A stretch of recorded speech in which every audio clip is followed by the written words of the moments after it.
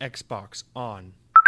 Welcome to Xbox On, a podcast with one host about one console, Xbox. I am said host Jesse DeRosa, and on today's episode, we'll be talking about the latest Xbox news for the week of June 19th, 2025, including Xbox enters into a partnership with AMD for future Xbox hardware, ROG Xbox Ally rumors about release dates and pricing begin to swirl. Let's talk about Xbox's move to $80 games with the confirmation that Outer Worlds 2 will be their first game to break that barrier. All that and more coming up.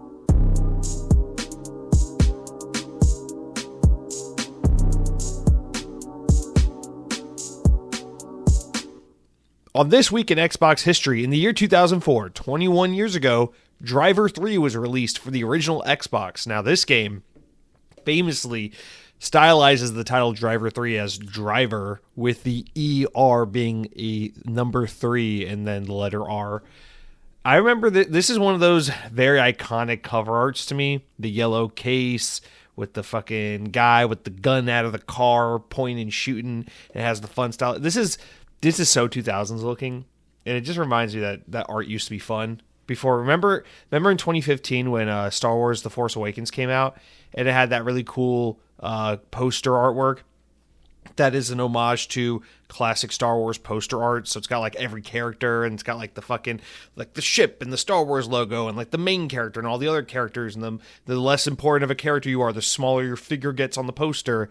And it was like, oh, that's cool. That was a really cool nod to classic Star Wars posters. And then like ever since that movie came out 10 years ago, every single video game movie piece of artwork has done the Star Wars poster art, where it's just like the title of the video game, a portrait of a character, a portrait of a less important character slightly smaller behind him, a portrait of a less important character than that less important character even smaller behind. You know what I know you know what I'm talking about. Just saying this, you're like, yep, I know the poster art. That's what every fucking movie video game thing looks like nowadays. But anyway, I mean, I'm literally looking at the poster for Captain America Brave New World because they gave me a free poster when I went to see the movie, and it's just been sitting here next to my desk for months.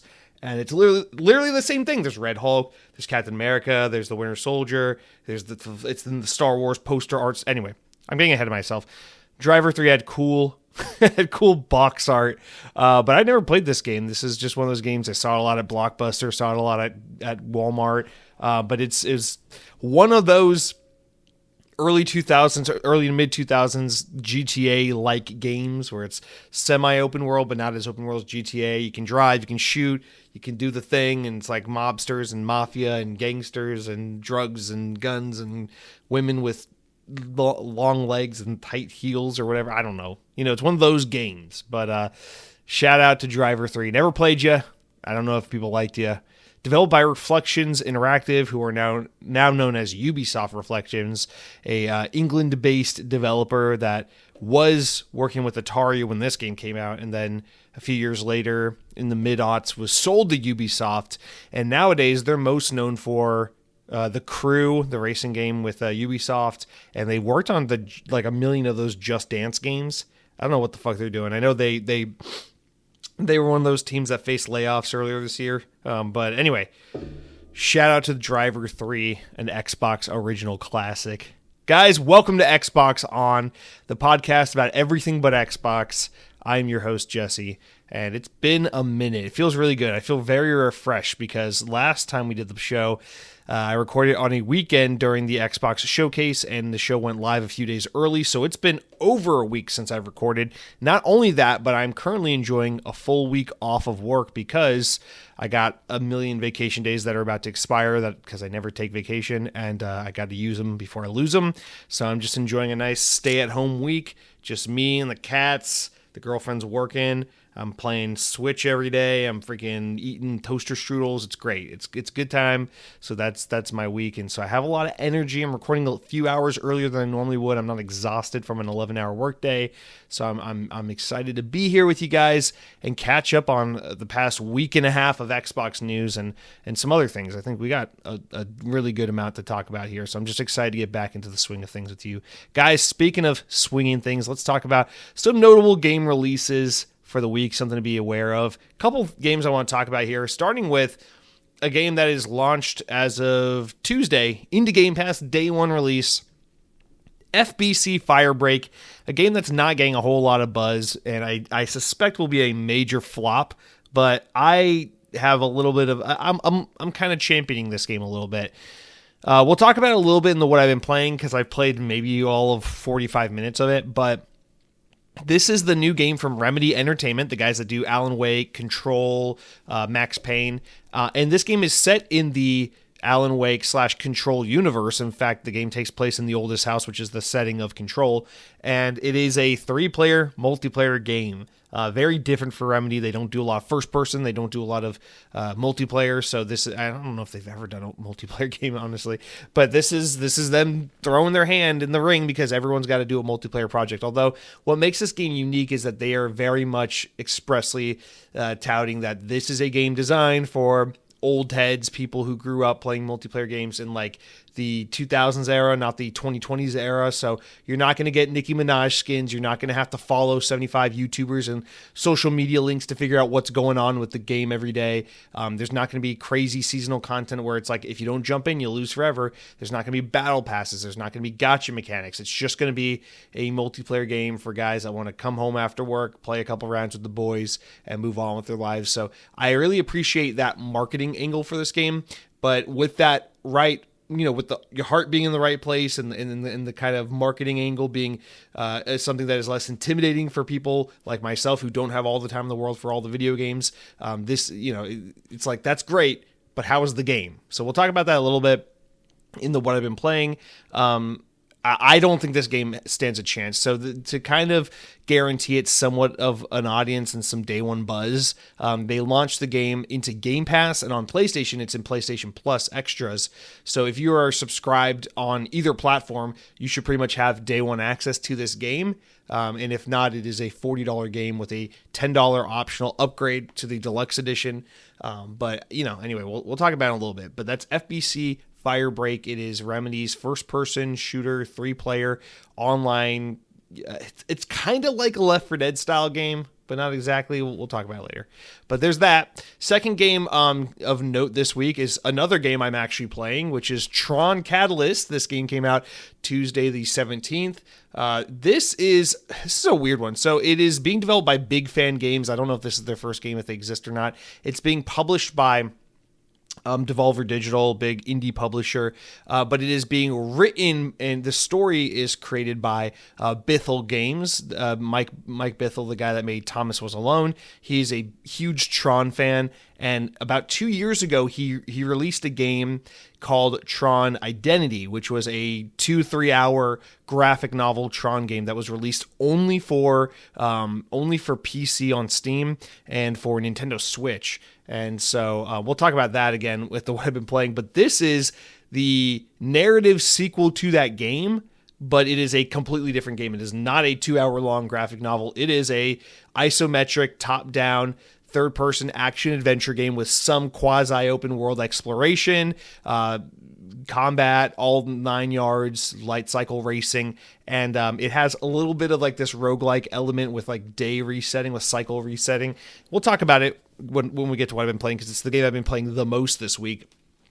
And just want to shout out because, one, I'm a huge Tron fan. Tron is my Star Wars, Star Trek kind of sci-fi nerdy thing. I absolutely adore Tron. There's not enough of it. It is criminally underused and underexplored because, unfortunately, it is owned by Disney, and Disney threw that shit into a corner real hardcore when they purchased Lucasfilm in 2000, what was that, 10, 12, whatever, who gives a shit. But anyway, I love Tron. I'm very excited that we have a new Tron game to experience, and so we will talk about this a little later. And then the third game of note that's coming out this week, I haven't played it yet, but I actually do want to get to this as well. It is the Gex trilogy. Gex, what was Gex on? I know it was PlayStation 1 because that's what we played on growing up, but I think it was also on, I think some of the Gex games were on N64 and some of them were on Dreamcast, but maybe not all of them. I don't know. I know all three of them were on PlayStation 1. That's where I played them. But yeah, Gex, a 90s throwback series, is getting put into a trilogy and re-released, the first three titles for buy limited run games, and is available this week for $30. It is available on Xbox Series S and X.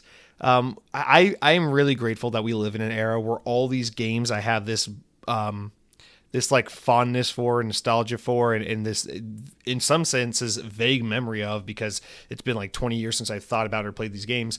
I'm glad that all these kinds of games are getting brought forward to consoles that have more of a permanent, forward, backward compatibility thing going on, because knowing that these games are now on Steam, now on PlayStation, now on Xbox, now on Nintendo eShop, means that these games won't be forgotten when the next handheld comes out, when the next console comes out, when you upgrade your PC, it'll just be there in your library indefinitely. So it's a great way to preserve these old games, and that makes me very excited. But yeah, definitely something I think worth checking out if you remember Gex from back in the day.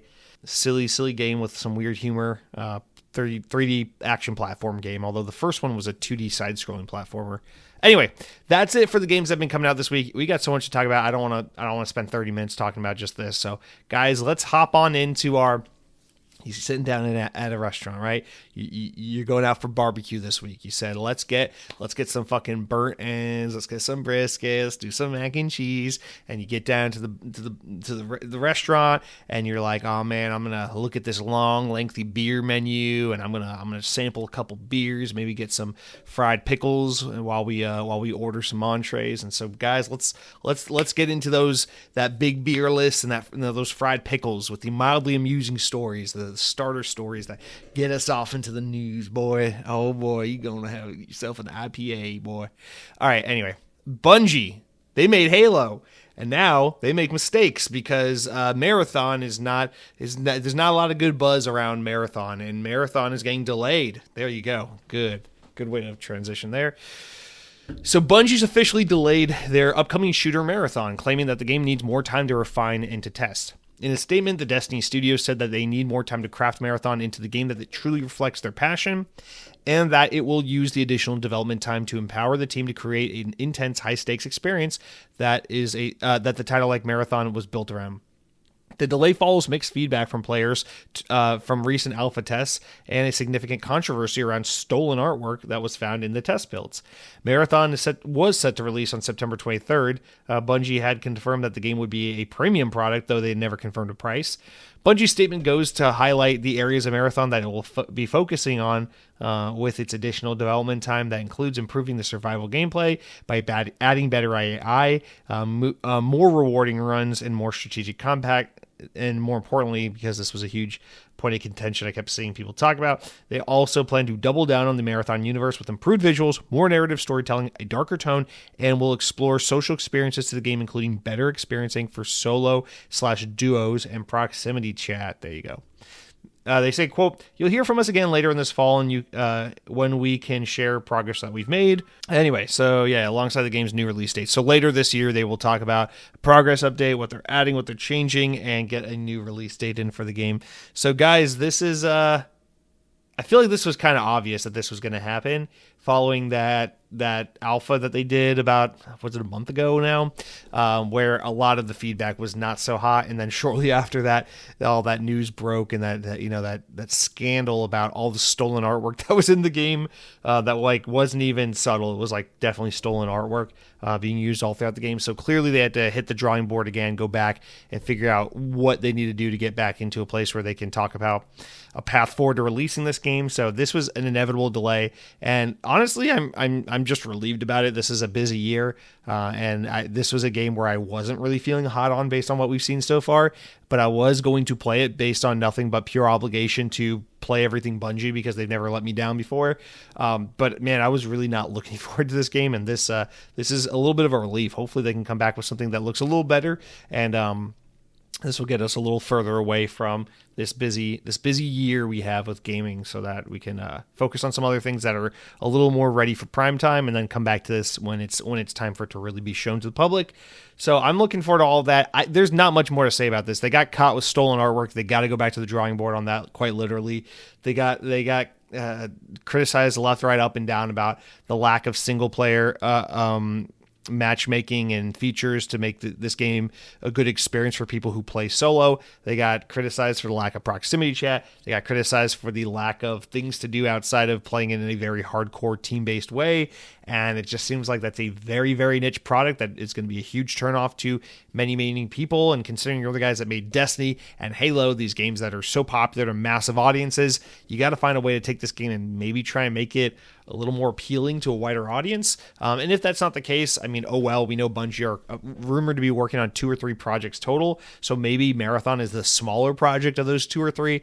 But still, I would hate for Bungie to be putting a game out that is going to ostracize a giant portion of their long-standing, dedicated, devout fan base, because I feel like I was definitely a part of that fan base that was possibly going to be left out with this game, and that's not necessarily a bad thing. You know, feel free to create whatever you want to create, and if it's something that's a little more niche than your previous projects, then so be it. But I would like to think that that's not what Bungie's intention was with Marathon, and so for them to be going back, delaying the game and trying to work out some kinks and really address some problems with this game is a good sign that they're listening, and that hopefully we're going to get a much better game whenever it releases. Take your fucking time, as opposed to what we've seen so far. So love to see that. Next up, Borderlands 4. Here's some more happy news, guys. The rumors were swirling that the game would be $80. Remember that tweet situation with Randy Pitchford, the CEO of Gearbox. He was like, someone was tweeting, will it be $80? Please don't let it be $80. He's like, I don't have any control of that. Publisher 2K gets to control that. You know, if you want the game bad enough, this is me paraphrasing, but he more or less said, if you want the game so damn bad, you'll find a way to get the $80. You know, it's not the end of the world, which is not wrong. I don't disagree with him really in the way he said it. I don't disagree with, but it's just horrible optics. It's something he just shouldn't have said. And so, well, good news. 2K has confirmed the game will not be $80. It is $70 like most games are. So the game is still set for release. When is that game coming out? It's in August, right? Yeah. For $70, there's a 130 Super Deluxe Edition and a $150 Collector's Edition. If you love that kind of shit, and the $150 doesn't even include the game. It's probably one of those statue type, whatever. I don't understand people who buy that stuff. So good for you. But $70 for the game. That's all you really need to know. And the game will have free post-launch and as well as paid DLC, new playable characters, new regions, new story missions, all that shit. So we'll talk about that later. But good news, despite the controversy, despite CEO Randy Pitchford putting his foot in his mouth, the news is confirmed. Borderlands 4 will be a $70 game. I know a lot of people are really... This is like that sleeper game that's like coming up kind of imminently, where I feel like I'm not hearing too much about it, but it's Borderlands and these games sell really well, and this game will probably no doubt sell very well. And I don't know, every time one of these games comes out, it reminds me, it's like Borderlands is such a blind spot in my backlog. It's nothing I ever feel too pressured to jump into. And I have tried to play Borderlands 2 one time and didn't hate it, but just kind of fell off. It wasn't the right time or mood. But I don't know, man. It's Borderlands 4. I have no doubt it's going to be a great game. I just... Not now, not for me, not this time. All right, guys, let's wrap up with one more opening news story, talking about WB Games. This is the disappointing news. We got some good news about Bungie delaying a game to make it better. We got some good news about Borderlands not being as expensive as people feared it might be. And now we got some disappointing news, which is that WB Games are totally incompetent, and unfortunately, DC Games are tied with these motherfuckers, so don't expect anything great anytime soon. But let's read the actual story here, which is WB Games has restructured into four divisions dedicated to their 4 key franchises, which are Harry Potter, boo, Game of Thrones, boo, Mortal Kombat, and the DC Universe, yay. On Tuesday, the company confirmed it had... I love the way I editorialize this. Just telling everyone who likes Harry Potter and Game of Thrones to go fuck themselves for no reason. Anyway, on Tuesday, the company confirmed it had promoted WB Games Montreal studio head Yves Lachon, stop being so French, to oversee the Harry Potter and Game of Thrones games. Oh, there you go. While NetherRealm Studios head Sean Hemrick will oversee Mortal Kombat and DC games. Let's fucking go, Sean. I like that they segregate like that, too. I like that they know if you like Harry Potter and Game of Thrones, you're into like fucking teenage, like underage minors who like have magical spells, and you're into like new dragons and shit. It's like, you're a fucking deviant. Go with the French guy. But they're like, you want to see ninjas ripping people's spines out? You want to see guys that can fly around and shoot lasers out of their eyes? That's Sean. Sean's our boy. I'm like, fuck yeah, let's go, Sean. Anyway, so the restructuring comes during a period of significant overhaul at WB Games division. Earlier in the year, WB Interactive president David Haddad left the company following a 12-year tenure.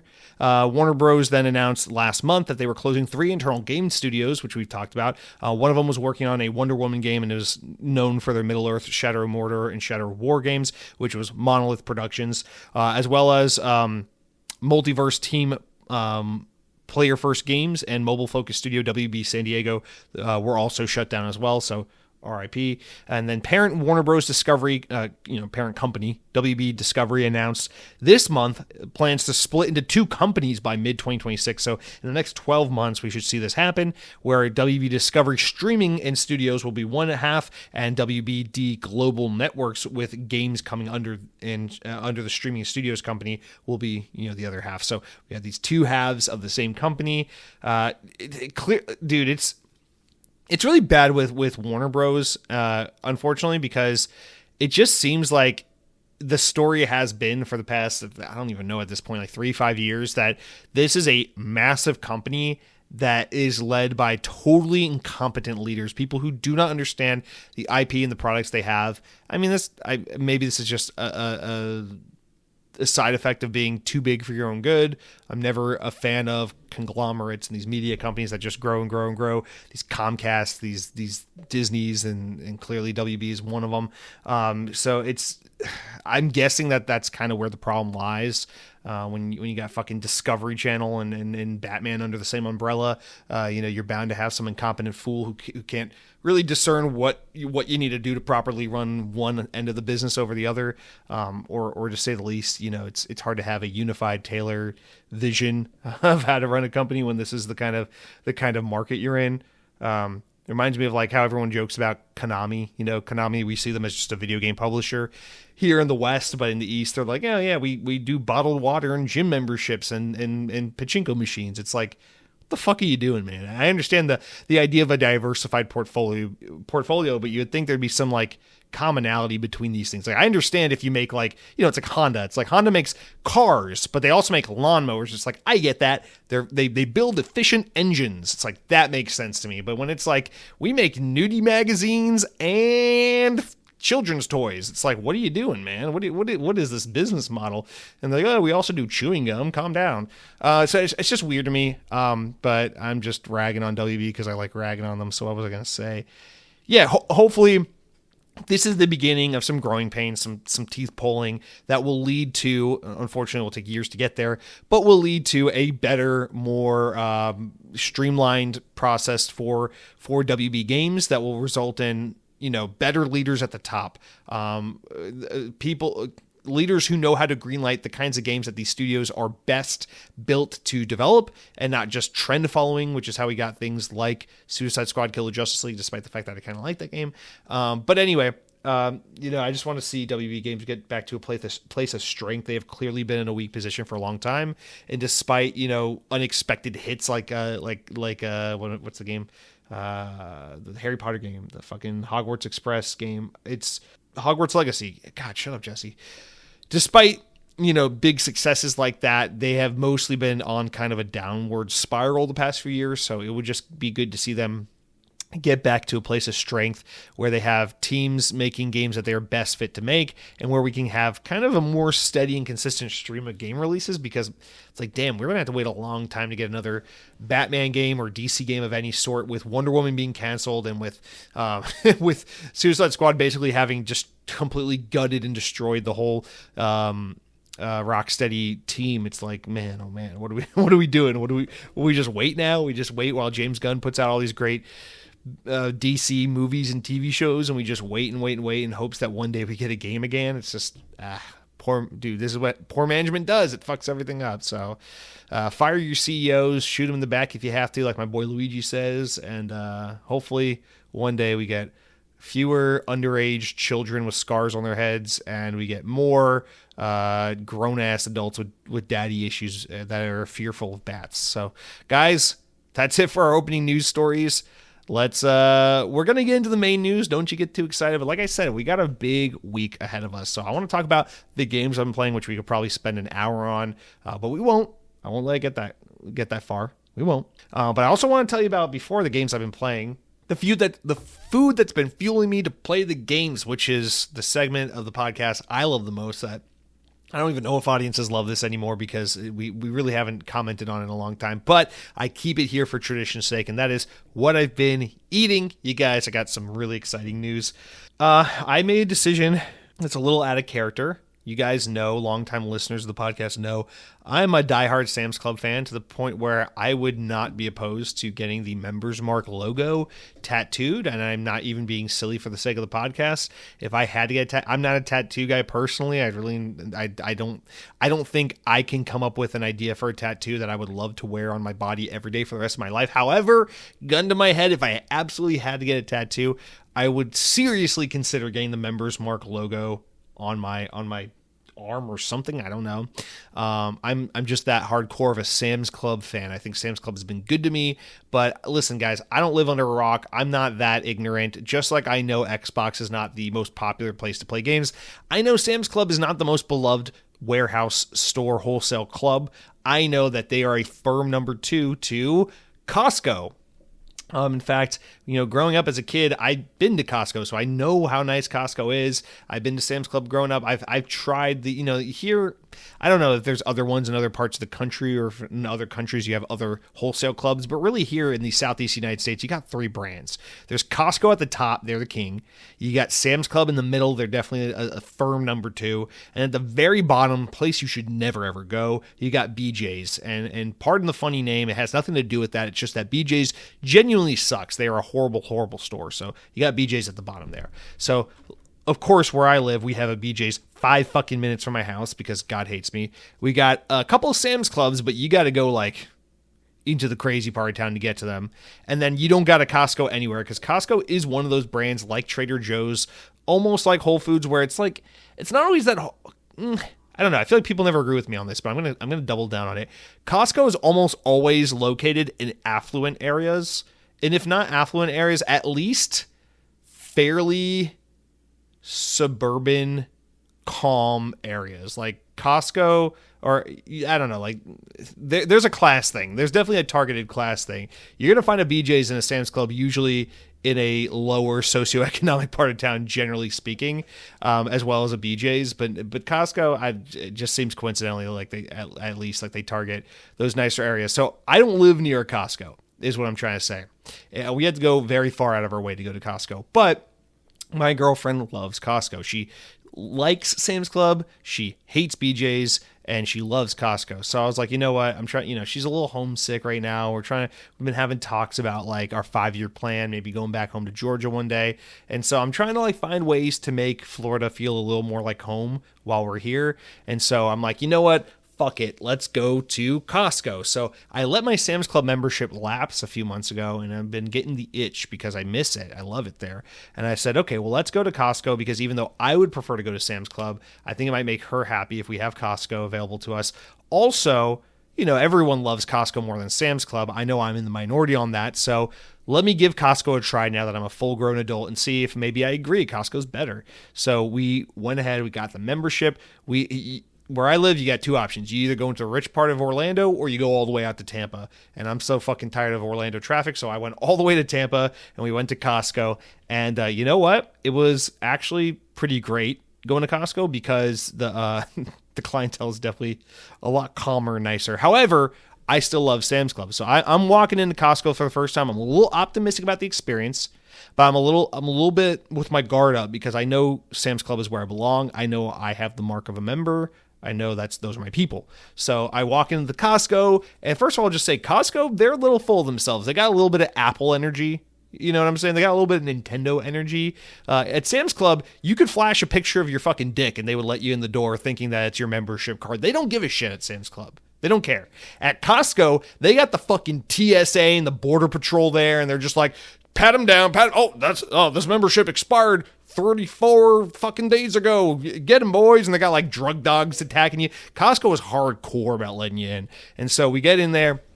And they're like, oh, we got code 4317. And they got me going through a secret corridor so I can go to guest services and get my photo taken and my fingerprint scanned and all this shit. It's crazy. It's wild. They take it so seriously at Costco. So I get processed. I get all my fucking energy stripped of me. And they know about, they literally sent me an email link and I had to confirm it was my identity. And they were asking me questions about where I lived in 1997 and shit. I'm like, why do you know this about me? What the fuck, Costco? I'm not even making this up. This happened.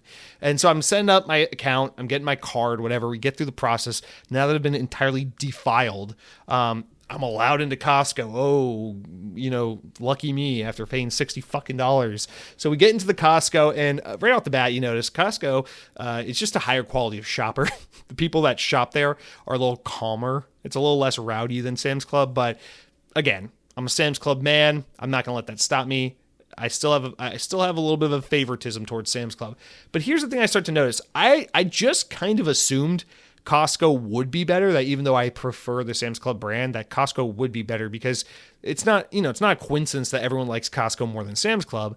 Yet we go through the store, and there are a lot of things I get at Sam's Club, or I like about Sam's Club, that aren't here at Costco. And the number one thing that got me was that at Costco, you can't check out on your phone and then leave the store with your mobile checkout. You have to wait in the long ass line to have someone check you out the old school way, which is a huge knock against them.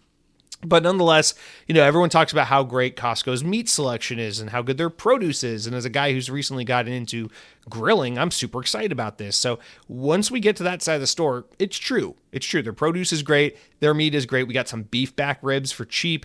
We got a rotisserie chicken. We got a huge slab of salmon. This weekend I grilled up the beef back ribs. I got like a million fucking chicken wings I got a pack of like 100 chicken wings for like $25. It was amazing. And I grilled up like 30 of them the other day, and they were amazing. So we had some beef ribs. We had chicken wings. We got some awesome sweet corn and some lychee and all this stuff. And one of the things I love about Costco is they know they have a huge Asian shopper base, and so they really lead into that. You can get a lot of like Asian shit that you definitely can't find at like your normal gringo grocery stores. So I really appreciate that. You're able to get a lot of fruits, a lot of packaged goods, a lot of ramens, rices, seasonings, sauces, things that you just wouldn't normally find at, certainly not a Sam's Club, not a Walmart or Publix or whatever you got around you, Ralph's if you're in that part of the country.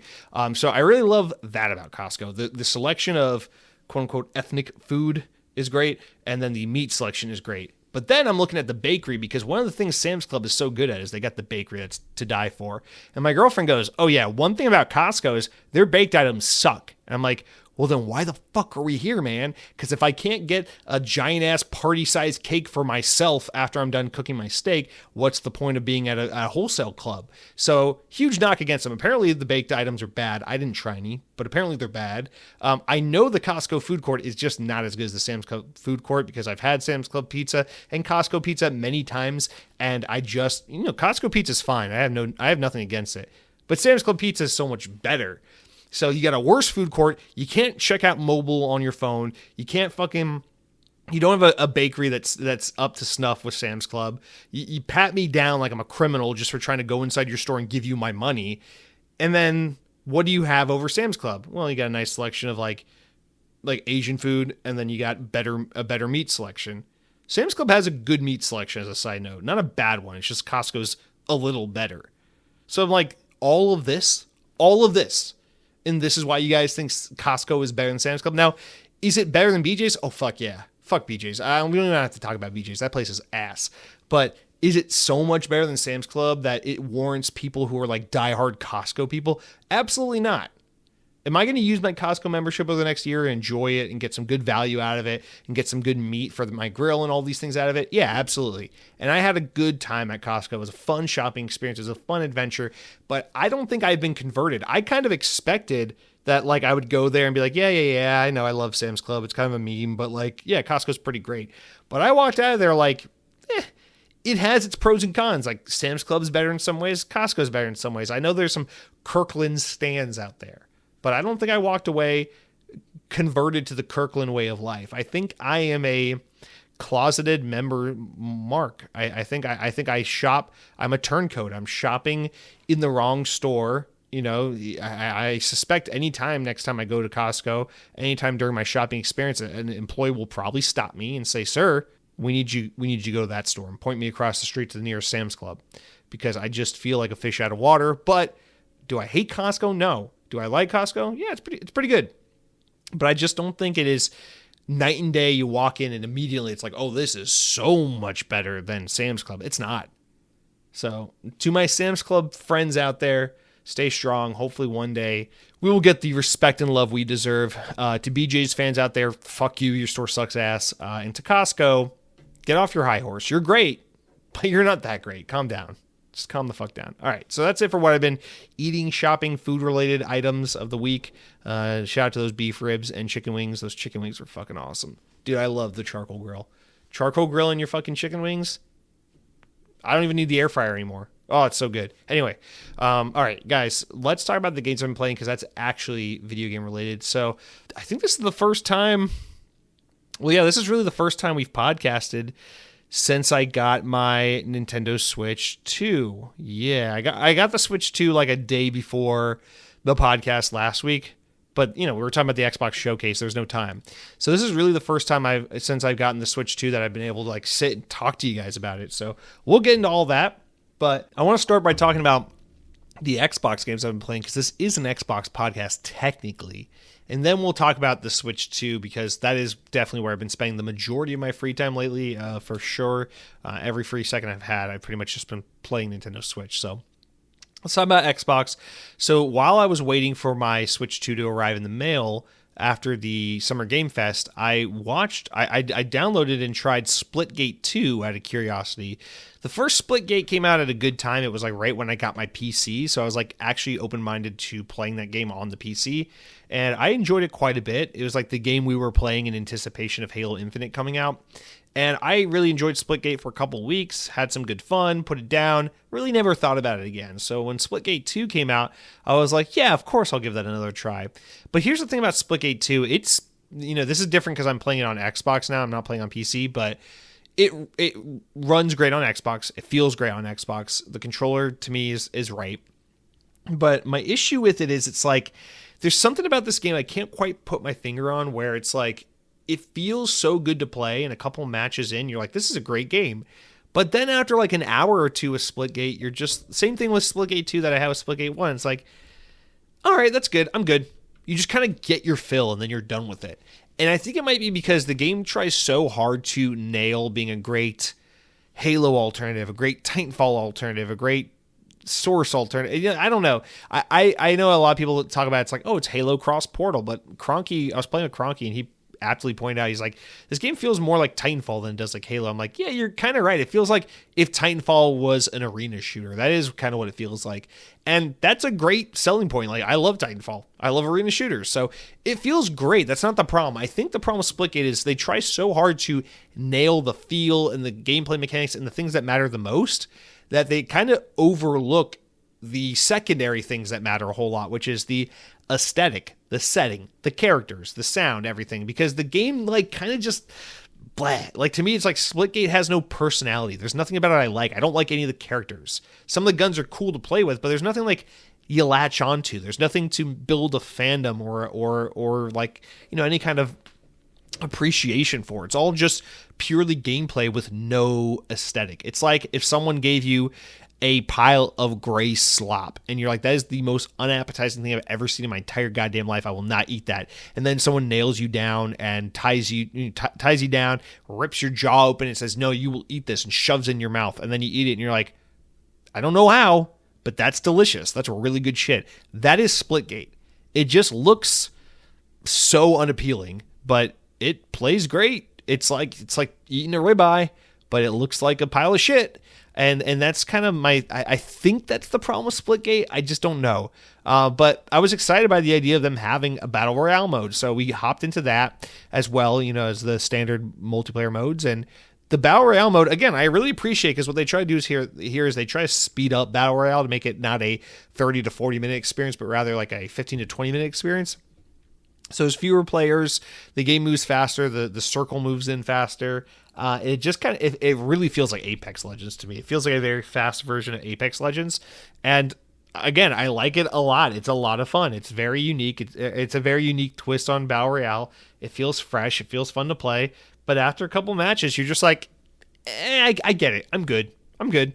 And I think every time I come back to it and try to figure out why I feel this way, I think it's just because it's just so bland. It just has no style or anything. So that's my thing with Splitgate 2. I don't think I'll come back to it, but I like it a lot. Like, I'll huge thumbs up. As a free-to-play multiplayer game, I highly recommend it. Like, would I rather play Splitgate than Fortnite? Absolutely. Would I rather play Splitgate than, what's another free-to-play game that I probably wouldn't care about? I don't know. It's just it's a very fun game. It's just not for me. So that's Splitgate. Let's talk about next. I've been playing. There's another Xbox game. Oh yeah, let's talk about FBC Firebreak. So I played this last night. I only played 2 matches of it, and I played solo. So I want to play this game. I want to get the guys together. I'm trying to get Cronky and one of my nephews or someone to play with me so we can figure out what the game feels like, how it's intended to be experienced. But I played some single player, and I knew this game was kind of going to be, Left 4 Dead adjacent. So you basically play as like these. You pick a different class. You can build your own loadout.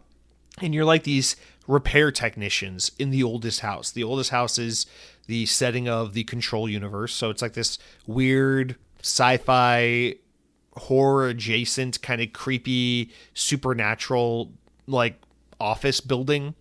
And so like each mission is like kind of like Left 4 Dead where there is an objective. There's like a get from point A to point B kind of thing.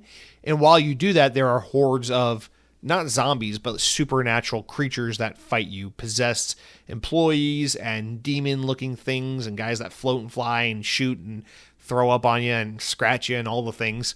And you gotta kind of defend yourself and take on these hordes of enemies while you complete the objective and get from point A to point B. Well, since you're like repair technicians, your objectives will be like, go to the AC, go squeeze into the AC duct and repair this unit, and go to this electric box and turn it back on and things like that. And so you're running around like you have guns, like you can have an SMG or a shotgun, but your secondary weapon is technically like a repair tool. There'll be like these weird guns that are meant to like, fix energy boxes and do different things like that. Or you'll get like a wrench as your melee weapon, and you'll use them. You like run to these things that you're supposed to repair and fix. And it has kind of a what's the game called? A Helldivers thing where it's like you get up to it and in order to fix it you have to do like button mash combinations and things like that. It's a little fun, and like you have a horde running up on your back while you're trying to like button mash left and right in the right combination to repair this machine and get back up and running, get the power turned on so you don't have to lean on your flashlight to see where you're going. So it's like, it's fun, it's suspenseful, it's got like a little bit of that kind of stuff going on. And then it's mostly just defending yourself against waves of enemies until you can successfully get the elevator back up and running and escape, whatever floor you're on where you're being attacked. And like, that's kind of the gist of the game. And so it's like these little drop in, get in, get out kind of little missions. I only played single player, but they're about, 10 to 20 minutes long each. And it's fun. Like I can see the gameplay loop is fun, but right off the bat, the thing I can understand is it's going to be way more fun to play with friends than it is by yourself. And it's going to get old quick. I feel like if I explore every mission one time, I'll be like, that's good, I'm done. And then I'll never come back to this game. It just feels like something I'm not going to play long term. And I know that they're kind of touting this as a multiplayer game that you're not going to play forever. It's not supposed to be like Fortnite. You're not supposed to play it for the next 20 years of your life. But like, I would assume that they want people to play this for at least, a year or so. But I just feel like this isn't a game where I'm going to come back when they add new content. It's a game where I could have a day or two of fun with a couple people playing it, and then I'd be like, that's a good time, and then uninstall and be like, moving on to something else. And that's kind of my takeaway after, just playing it for a tiny bit. I will definitely come back and play it a little more. And hopefully, once I see more and explore more and get to try it with some people, I'll feel differently about it. But that is kind of my first take. And also, I just wish, playing it on Xbox, I wish that the aim assist was a little stronger. I feel this way with a lot of these European games when they try to use first-person shooters.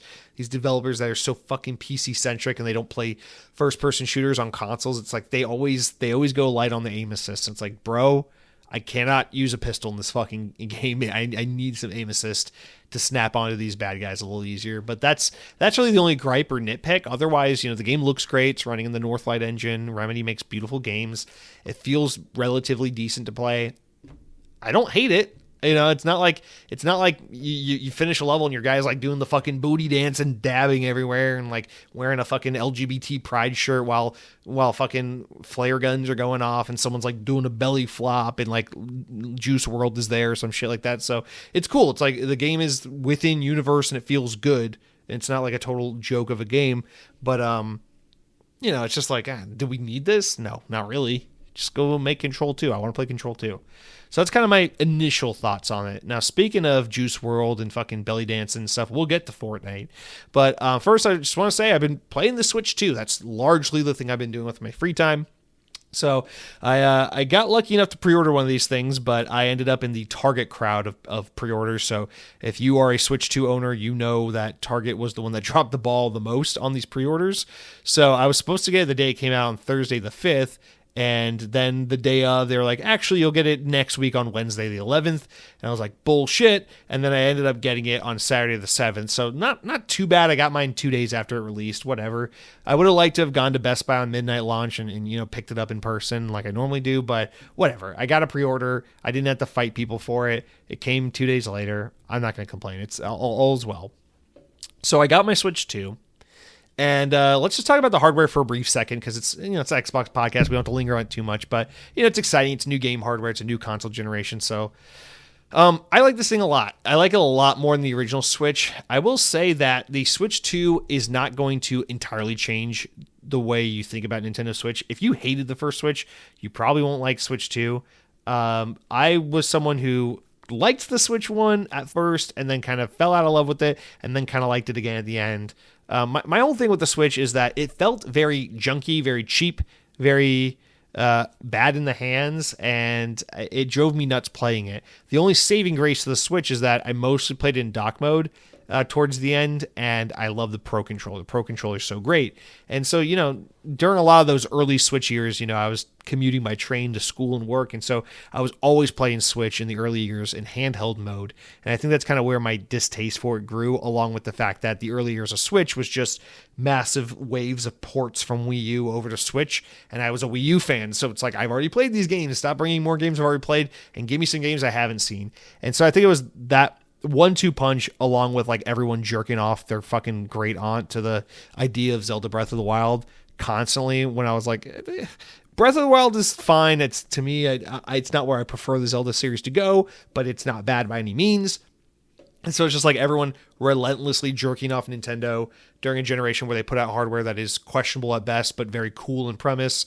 And then on top of that, it is just a giant port machine to the Wii U. I was like, all right, after like a year or two with the Switch, I was like, all right, I kind of fucking hate this thing. I'm done with the Switch. And I kind of hung it up for the most part up until the last few months, really, just out of excitement for Switch 2. So Switch 2 felt like a fresh start, a nice jumping on point. And now that I have one, I'll say the hardware feels so premium compared to the original Switch. The bigger display, the clearer quality, just the build quality, the Joy-Cons that magnetically snap into place instead of clicking those rails. Just everything about it, it feels like a very refined product, to the point where, if anything, I might even complain that it almost feels un-Nintendo-like, because it's so premium feeling that I'm used to Nintendo hardware feeling like it's built well, but it is a toy, like the DS, like the Wii, but this feels like a fucking slick Apple product, borderline. It feels so nice and premium.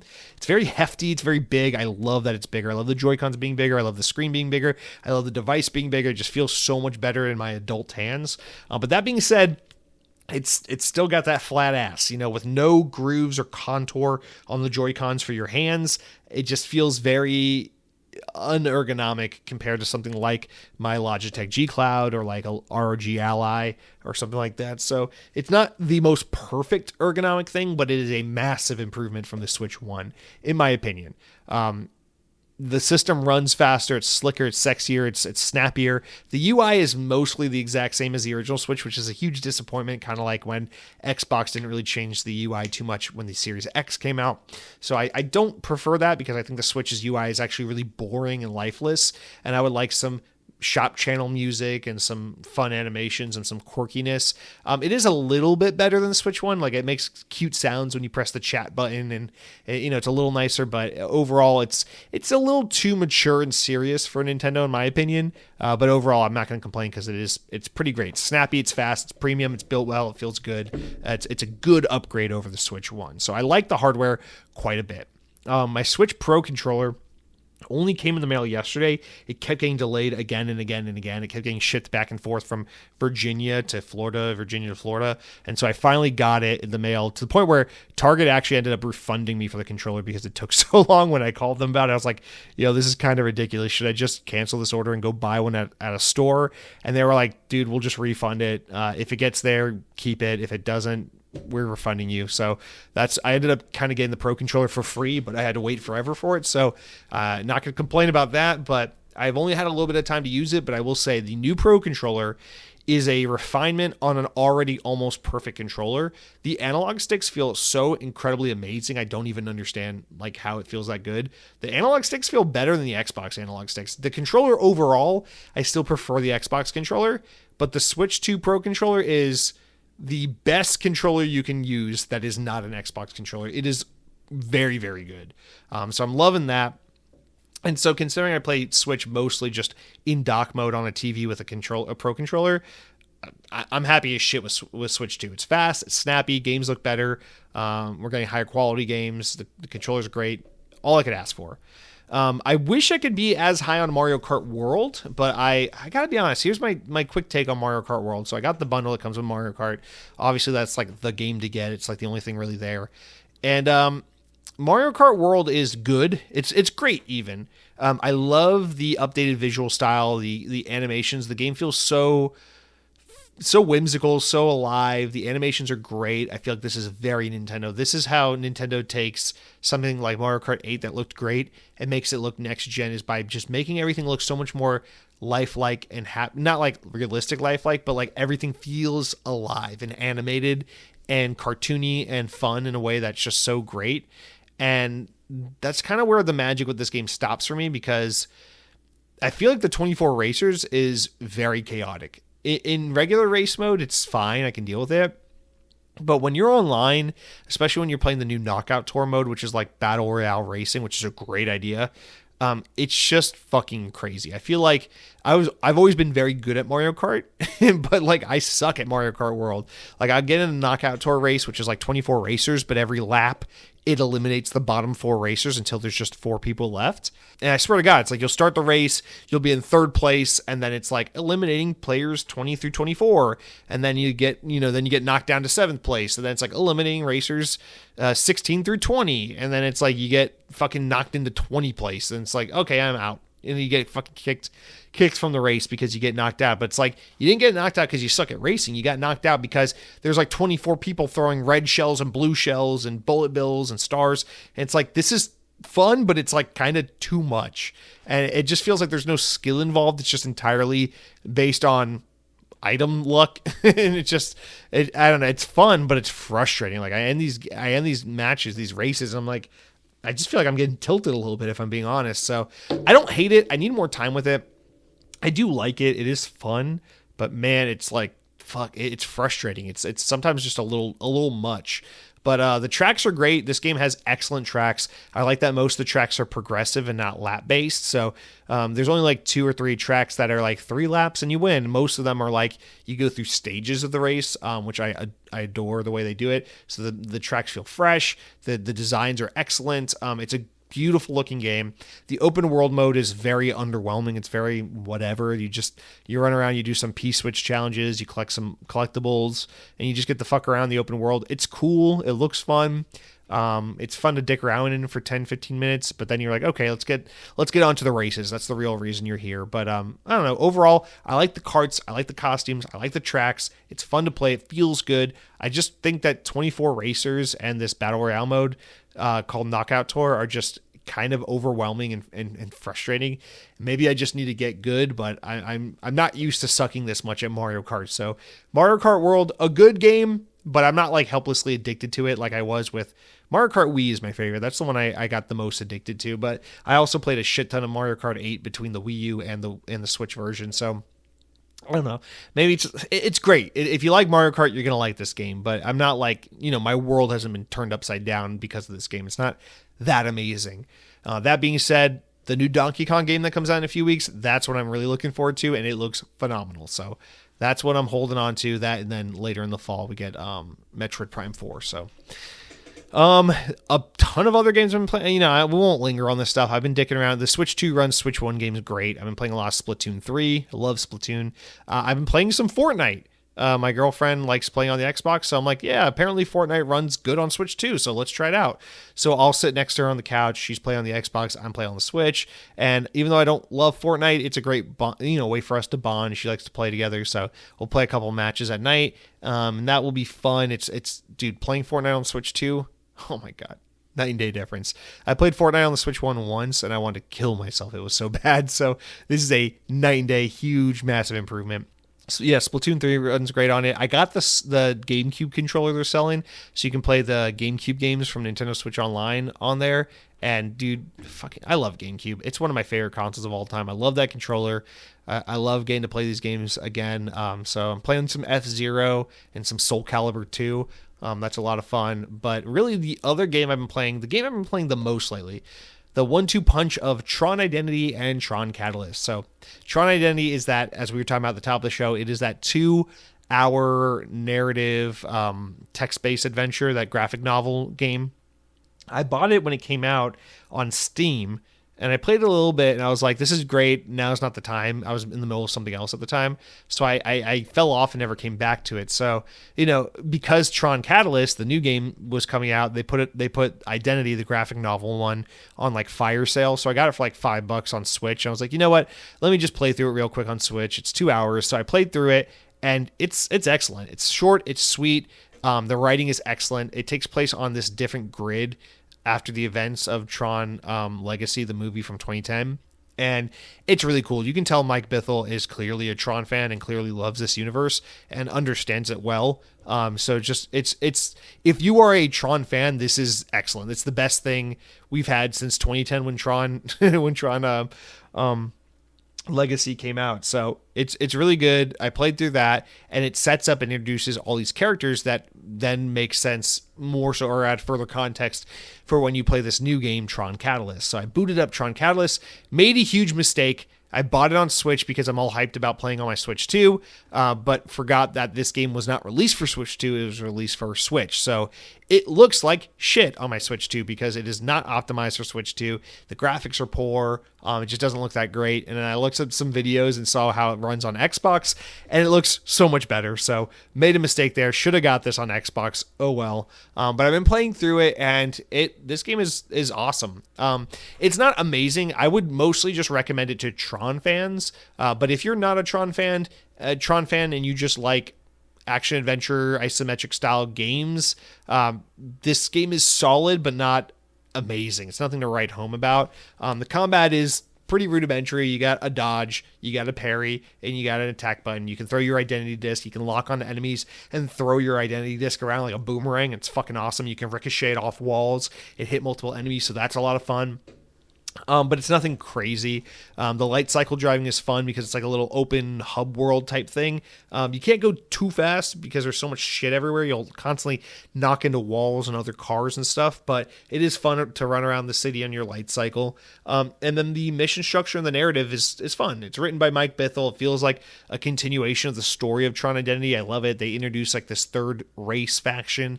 It's like this whole thing about like the controlling group and how they're kind of like pushing out this new group. They, it's like a whole like racial segregation commentary thing about like the keep them out of our country thing, and it's cool. It works, and you're like trying to like side with both factions to kind of earn your freedom, and then all this stuff, and it's cool. There's some interesting writing, interesting storytelling. So it really builds upon like the ISO characters that were introduced in the second movie.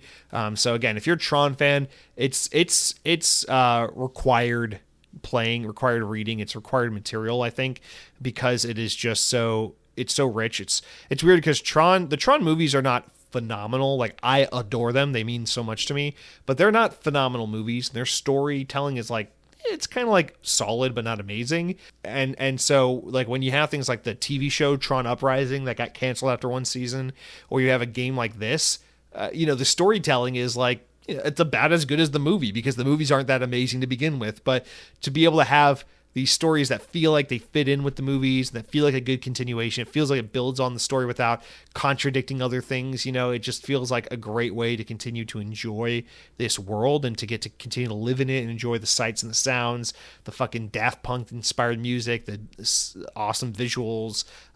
It's such an auditory and visual pleasing experience anytime there's a Tron video game or movie to experience. So I'm loving it. I'm enjoying it a lot. I say again, Tron fans must play.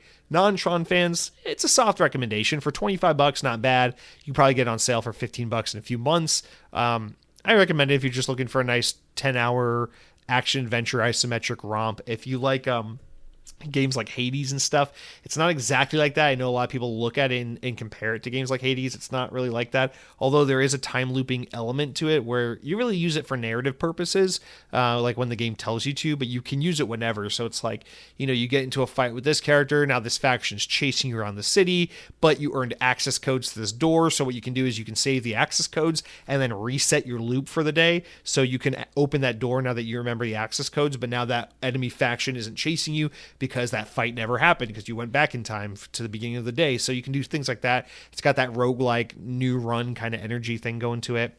But yeah, the game overall, it plays fine. It's nothing amazing, but it's a lot of fun. And as a Tron fan, I'm really invested in it. So I'm liking Tron Catalyst. I liked Tron Identity a lot. I'm really enjoying my Switch 2. And unfortunately, if you're an Xbox fan and you're like, I hate Switch, I hate Nintendo, Jesse, talk about Xbox. Unfortunately, I think there's going to be a lot of Nintendo in my near future because right now I'm just really enjoying the honeymoon phase of having the Switch 2. So guys, that's going to do it for all of our what I've been eating, what I've been playing, opening news story stuff. Anyway, well, let's get into the main news of the week. But first, we're going to take a quick break. I need to rest for a minute and drink some water. So we'll come back and get into all of that in just a minute here. All right, guys, let's hop into the news. Nice little break there. So Xbox had a couple big stories this week. One of them is kind of a follow-up from something that happened at the showcase last week. But starting off here, let's talk about Xbox hardware, because I think following what happened with the ROG Xbox Ally, it warranted a lot of speculation about how involved Xbox will be in a direct fashion with their hardware moving forward, with the rumor that they would be moving away from the handheld project internally and then partnering with other companies like Asus, and then everyone just being like, well, what the fuck does that mean for next gen, like proper console hardware? And then Xbox made this announcement, which I think is kind of in response to that speculation or fear. But let's just get right into it, and then we can talk a little further about that. So, all right, from VGC here, Microsoft has announced a multi-year agreement with AMD to create chips for future devices, which it says will not be tied to a single store or device. That's the console there they're talking about. All right. The news was shared with a brief video published Tuesday in which Xbox President Sarah Bond pledged to deliver deeper visual quality, immersive gameplay, and AI-powered experiences. AMD chips power the current Xbox Series consoles, as well as the upcoming Xbox-branded portable PC, the Xbox ROG Ally. The latter runs the new Xbox UI on top of Windows, allowing users to access other game stores such as Steam. It's possible Xbox's other future devices will adopt a similar approach, with Bond stating that Microsoft's gaming arm is working closely with the Windows team to ensure that Windows is the number one platform for gaming. Quote, "We've established a strategic multi-year agreement with AMD to co-engineer silicon across a portfolio of devices, including our next-generation Xbox consoles," Microsoft said in a statement. Together, quote, "We're delivering deeper visual quality, immersive gameplay, AI-powered experiences grounded in platform design for players, not tied to a single store or device, and fully compatible with your existing Xbox game library." Bond said in the video, quote, "At Xbox, our vision is for you to play games wherever you want, with people you want, anywhere you want, and that's why we're investing in our next generation hardware lineup across console, handheld, PC, cloud, and accessories. I am thrilled to share that we've established a strategic multi-year partnership with AMD to co-engineer silicon, blah, blah, blah." Oh my God, they keep repeating this stuff. Together with AMD, we're advancing the state-of-the-art in gaming silicon to deliver the next-generation graphics innovation to unlock a deeper level of visual quality and immersive gameplay and player experiences, enhanced with the power of AI, all while maintaining compatibility with your existing library of Xbox games. This is all about building you a gaming platform that's always with you, so you can play games wherever you want, across all the devices, anywhere you want. Delivering you an Xbox experience not locked to a single store or tied to a single device. Okay, now that we're done saying that same thing five different ways, let's wrap with this. They say, quote, "That's why we're working closely with the Windows team to ensure that the Windows is the number one platform. The next generation of Xbox is coming." Okay, here we go. "The next generation of Xbox is coming to life, and it's just the beginning. We cannot wait to show you what's next." All right. So that seemed like a whole lot of repeating yourself, a whole lot of nothing. So why did they even make this announcement? AMD has been the kind of de facto chip manufacturer for most video game home consoles, generally speaking. So why does Xbox feel the need to do this? Well, I think it's twofold. I think on the one hand, it's a way of saying, hey, we're not getting out of home console manufacturing. Don't think that because we're partnering with Asus on this handheld means that we're not building a from the ground up Xbox platform again. So look, we're partnering with AMD. We're all in on this. We're going to continue to make Xbox hardware. So one, it's an affirmation that they're going to continue to make Xbox hardware in the way we expect them to, at least for the near future. So the second part of that, I think, is a way of them explaining that, hey, backwards compatibility and forwards compatibility is gimped if we don't keep the system architecture the same. You can't switch from one chip manufacturer to another. You can't switch from one bit. You can't switch from like 32 to 64 bit on a whim and just expect everything to be compatible. So they're saying, hey, we're going to keep the system architecture the same because that is going to allow for us to make the console more like a PC, which makes it more compatible with more platforms, which means that you can continue to keep your Xbox catalog all together in one place, as well as access things like, I don't know, Steam or GOG or Epic Game Store.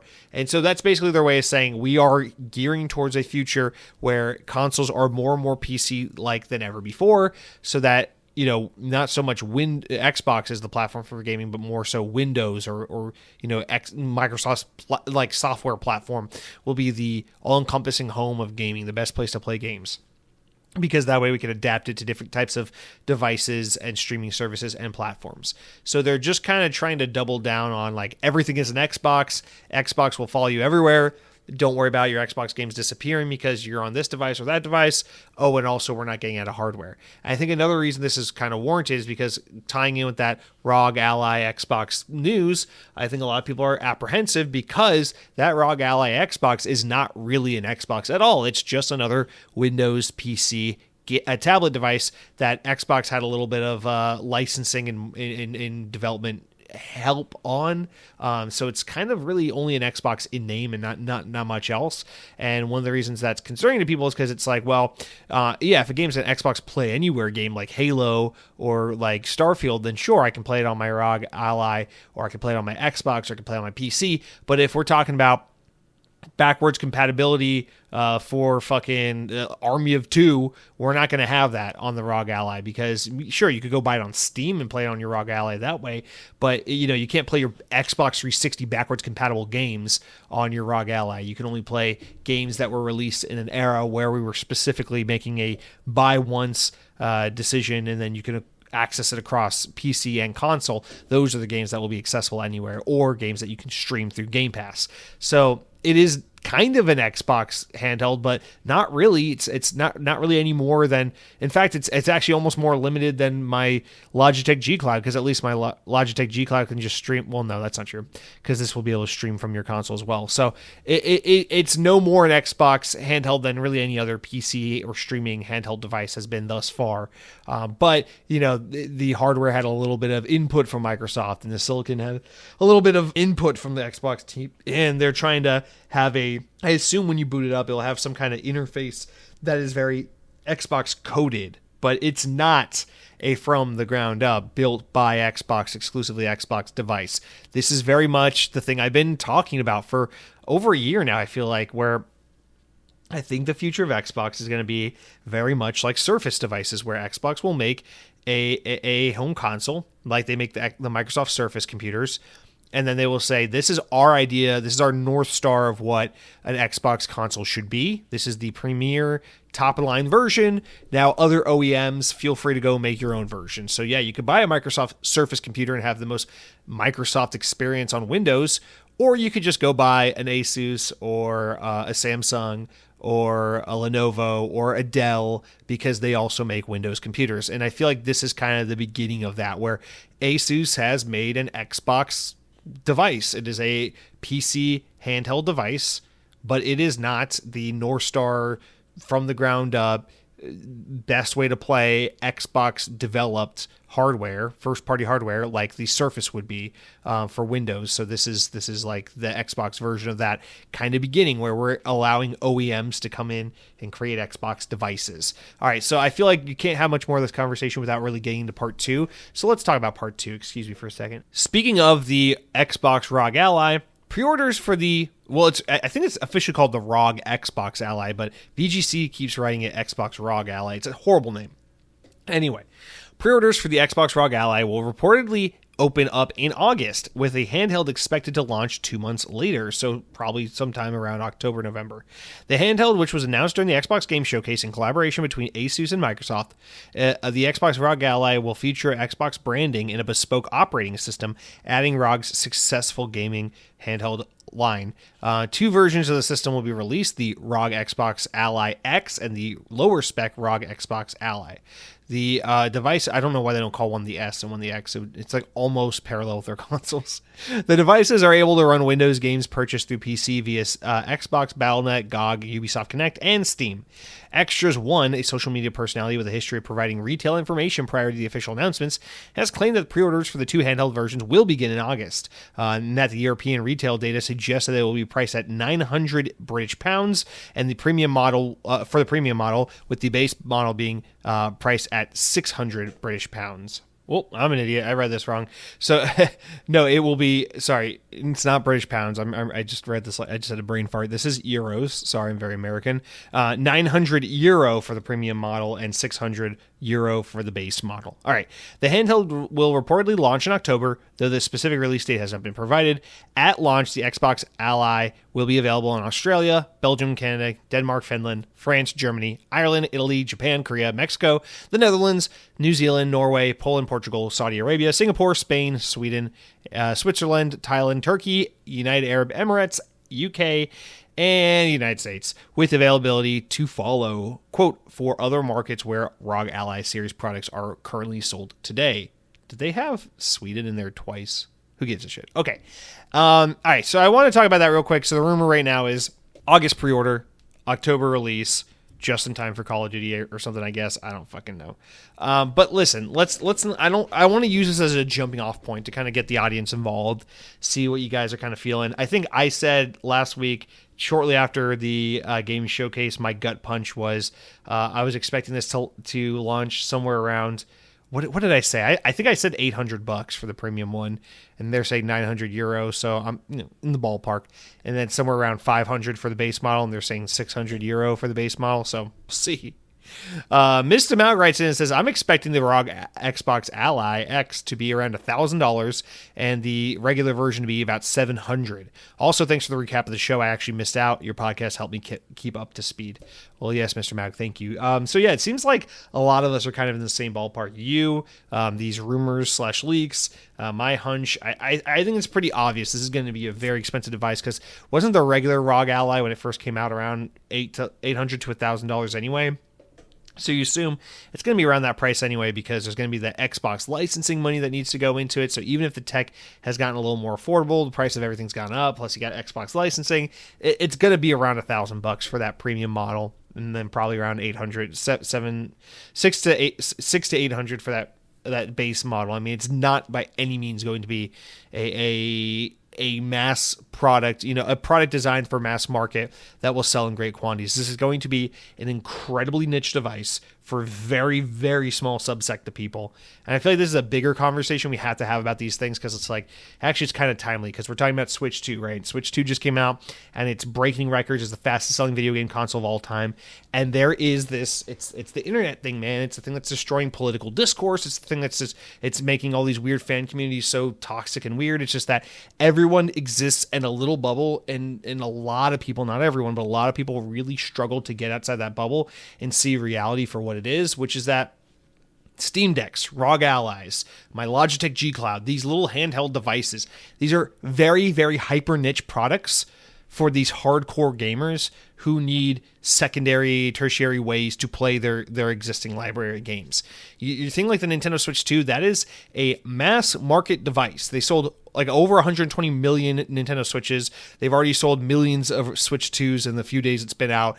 These are mass market devices that play games natively. It's a Nintendo. It's a thing that's going to appeal to 10-year-old kids and 30-year-old man children. It is a different device. But if you look at the online discourse, it's stuff like, why would I buy a Switch 2 when I could just play my Steam Deck? It's like, buddy, I don't think you understand what a fucking retard you sound like when you say that stuff. And it's okay. You operate in a little bubble, and maybe you just don't know any better. Or maybe you're just trying to stoke the internet flames and get some engagement. I don't fucking know. But it's like, we got to keep in check. Xbox is already becoming a niche device with how much its market's dwindled in relation to PlayStation and other platforms. So creating a niche PC gaming premium ultra boutique handheld device is going to put them further into that niche and obscure category. I think, what is it, like they say, like the Steam Deck has sold like something like 4 or 5 million units, which is like fine. It's this thing they only sell online, direct to consumer. It's this boutique unique item. It's fine. It's successful in its own respect and for what it costs to develop and for what it's trying to do. But like you compare that, like the ROG Xbox Ally is not going to be something you're going to walk into a Walmart and grab off a shelf. It's something you're going to buy from BestBuy.com. Maybe Best Buy will sell it in stores. It's something you're going to buy from Xbox.com. It's something you're going to probably buy online, or maybe a specific electronic store like a Best Buy might carry it. But this is not going to be some like you go to the video game aisle around Christmas when you're at Target and purchase it on the shelf right next door to the Switch 2. It's like, should I get my kid the $450 Switch 2? Or should I get my kid the $975 ROG Ally X Series Xbox X? Well, Sarah Bond said this one's going to make players play anywhere, anytime with anyone, and it's an Xbox. But my washer machine at home is also an Xbox, so maybe I'll get the Switch 2 for a little. It's like, we got to be realistic and rational. And so all of this is just to say, this is going to be a hyper-specific, hyper-niche, very Xbox hardcore-centric device. And with that comes a very hefty price tag. Expect this thing to be very, very expensive. Just want to set the expectation. Personally, I mean, I'll be honest, man. I want to like this device. I want to be into this device. This device does absolutely nothing for me. I am more than happy to just continue to use my Logitech G Cloud because I don't give a shit about GOG or Epic Game Store or Battle.net or godforsaken fucking motherfucking Ubisoft Connect. And the idea of a device that does Xbox and Steam, now that is tantalizing to me. I do really love the idea of that, especially because then I can play my PlayStation games through Steam on my Xbox devices. I do like that a lot. Do I need to spend $800 to $1,000 to have my Steam library mixed with my Xbox library kinda on a handheld device that's going to be obsolete in 3 years? No, I don't. I really don't. So like this device does absolutely nothing for me. And also the fact that it is absolutely an Asus ROG Ally, and that is 100% what it is, and you're slapping some Xbox paint on it to get people like me in the door. No thanks. It's not what I want. I want an Xbox handheld. I want a from the ground up, designed by the Surface team, made by Microsoft for Microsoft's console, Xbox handheld, and I want to be able to play my Xbox 360 games via backwards compatibility on this device.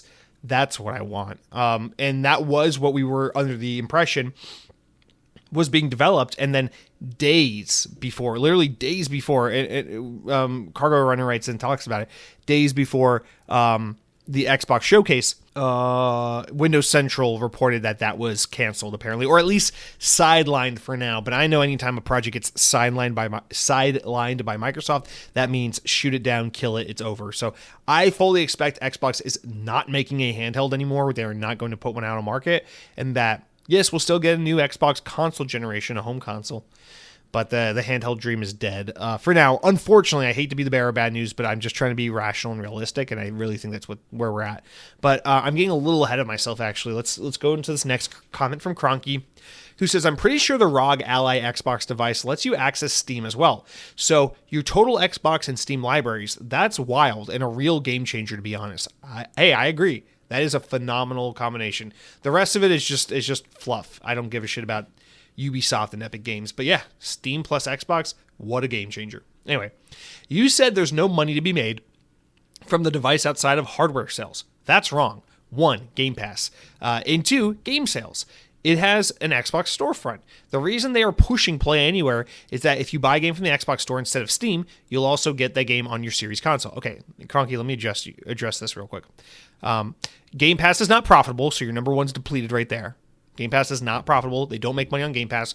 Game Pass's price is about to go up because it's so unprofitable that they need to get closer to recouping money that they put into Game Pass so they can have more funds to pump into Game Pass. Game Pass is not profitable. Okay, so number one's knocked off. Number two, game sales. You're exactly right. They want you to buy. It's a great idea in theory. They want you to buy your games through the Xbox Store so that you can play it on PC, you can play it on console, you can play it anywhere, and that is the value of putting your $60 towards a game on Xbox as opposed to buying the same game on Steam. And that's great. But why would you give your consumers the option to buy games on other platforms anyway? Because as we've seen before, better does not always sway the consumer. So, if you buy it on Xbox, you can play it on your Xbox console or your PC. So don't buy it on the Steam store page, even though your Xbox handheld can access both Xbox and Steam. It's a great idea. It's sound logic in theory. But what happens all the fucking time when the Xbox releases a game where it runs better on Xbox, or back in the day when Xbox had achievements and PlayStation didn't, or these days where it's like a game comes out on fucking Switch and outsells the Xbox version and it looks and runs better on Xbox. It doesn't matter. People are going to buy games where they want to buy games. People will go above and beyond to put games in their Steam library if they feel more invested in the Steam ecosystem. So if you give that person a handheld device where they have the option to buy on Xbox and the option to buy on Steam, and the Xbox option is more attractive, there's still a good chance they'll buy on Steam, because that's where they want to play and that's where they want to buy and that's where they want their library consolidated into one ecosystem. I know it sounds arbitrary and silly, but it really does work that way. There's a reason why people are flocking to PlayStation to spend $70 on Xbox games that they could play for free, quote unquote, if they just owned an Xbox and play Game Pass. There's a reason why people every day passed up the $300 Series S to buy the $500 PS5 to buy the same fucking game that they could have played on their $300 Series S. And it's because people get dug into a single ecosystem and they just want to play there. It's like how I'm kind of that way on Xbox. Most people are that way about Steam or PlayStation. So I just think they're opening themselves, exposing themselves way too much to forfeiting all the potential money they could be making by making this a reality. I love the idea of Steam and Xbox all in one platform. As a user, I think it's phenomenal. As a business model, I think it's reckless and stupid. So that's just where I fall on it.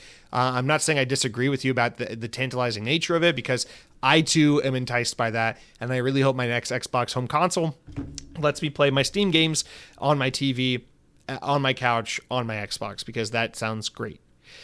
Cronky Mystamag responded to you and says, yeah, these devices still let you play anything that's on PC, to which Cargo Runner says, the ROG Ally Xbox is just a Windows handheld that's like the current ROG Ally. It plays the exact same games as your current ROG Ally, nothing more. You can play Steam, Epic, GOG, and Xbox PC games. You cannot play games that are not Play Anywhere titles. So no Xbox console only games, no Xbox backwards compatibility games. So it's not really an Xbox handheld. It's not your total Xbox library. The project to make a true Xbox handheld has been delayed or maybe even scrapped, according to rumors. Yes, and as we just touched on, Windows Central days before this Xbox showcase was releasing that rumor that apparently this Xbox-made handheld has been shelved, which I read as permanently canceled because I know Microsoft. I'm not trying to be a downer, man. Like I'm sure if you get your hands on a ROG Ally Xbox Edition, whatever the fuck they're going to call it, that it is a really nice feeling device. It looks ergonomic. It doesn't look pretty, but it does look ergonomic. I'm sure it feels way better in your hands than a Switch does. I'm sure it's powerful as fuck. It's really impressive for what it is.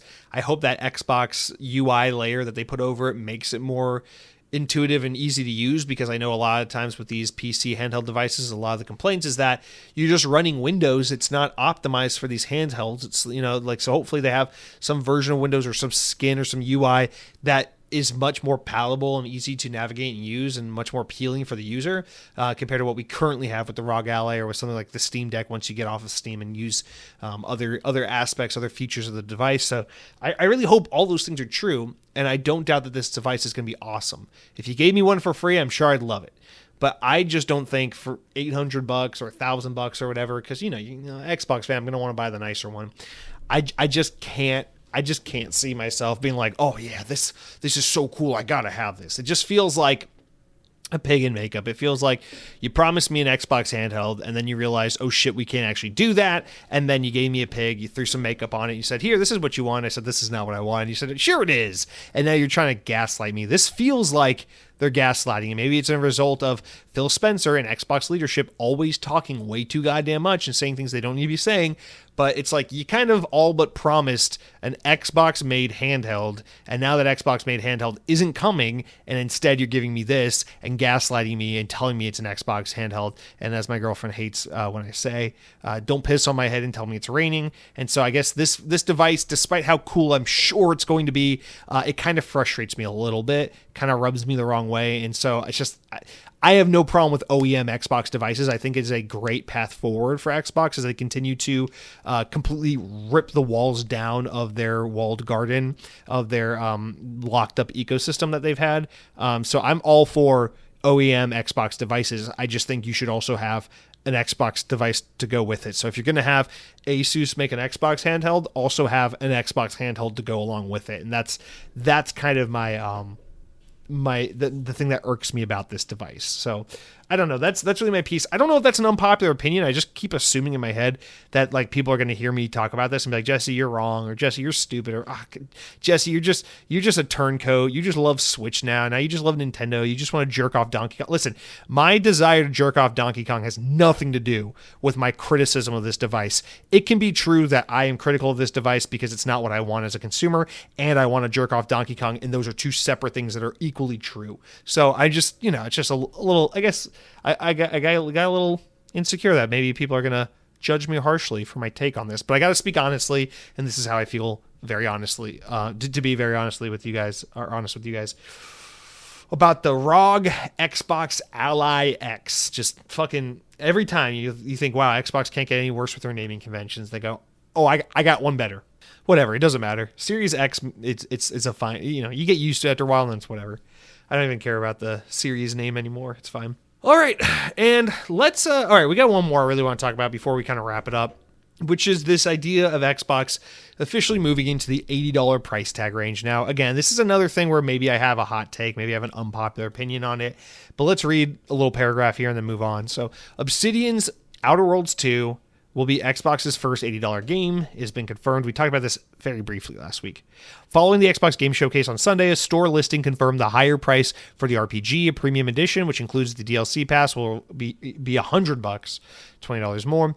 Microsoft announced plans last month to raise the price on Xbox consoles globally and announced $80 games will be starting later in the year. So this is not a surprise. This is not, whoa, they pulled the wool on us. They warned us in the weeks leading up to the stream that, hey, this will be happening.